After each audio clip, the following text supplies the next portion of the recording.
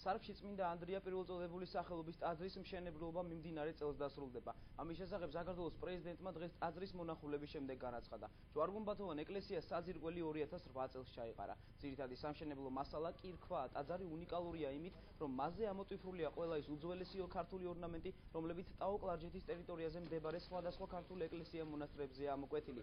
ტაძარი საქართველოს პრეზიდენტის ფინანსური მხარდაჭერით შენდება. ტაძარში ყოფნისას მიხეილ სააკაშვილმა ბათუმ ლაზეთის მიტროპოლიტის განსაკუთრებულ ღვაწლზე ისაუბრა და განაცხადა, რომ ქვეყნის ერთ-ერთ მთავარ საზღვართან ტაძრის მშენებლობას სიმბოლური დატვირთვა აქვს.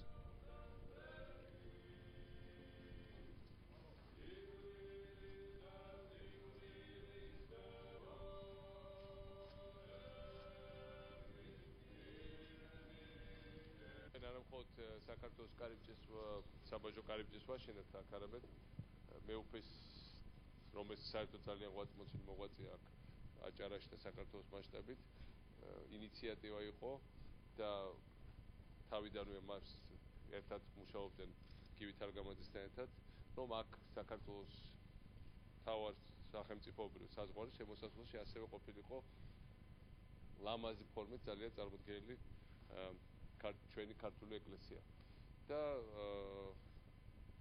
დაჭირდა რამდენიმე წელიწადი, მაგრამ წელს ღვთის შეწევრით და მეუფის მეცადინეობით ამ ტაძარს აუცილებლად დავასრულებთ ალბათ და ეს მე ვფიქრობ ამასაც აქვს მნიშვნელოვანი სიმბოლური დატვირთვა. ძალიან მნიშვნელოვანია, რომ მეუფე ასევე უბრალოდ იმას კი არ აკეთებს, რომ ტაძრები შენდება, არამედ აქ ძალიან სერიოზული საგანმანათლებლო ცენტრები კეთდება აჭარაში, საქველმოქმედო და უბრალოდ რაღაც ზოგადი ის კი არა საქველმოქმედო რომ თავი მოიწოროს, არამედ ყოველდღიურად ყველა საუკეთესო ბავშვთა სახლები აქ არის, ყველა საუკეთესო სოციალურ დაუცველთა თავშესაფრები აქ არის. რაც შეეხება გივით არგამაძეს, ყვირა არ გავა, რომ ამ ეკლესიაზე არ შეგვაწუხოს და არ შეგვახსენოს, რომ ეს არის დროის დასამთავრებელი. არ ვიცი, მოკლედ აქ ბერად აღკვეცა საპირებში თუ არა, მაგრამ ყოველ შემთხვევაში არ არის მაგაზეც ლაპარაკი, მაგრამ ნამდვილად ძალიან ერთ-ერთი მთავარი მიზანი აქვს მე მგონი ცხოვრების ამ ტაძრის ბოლომდე დამთავრება და ამიტომ უნდა შევუსრულოთ.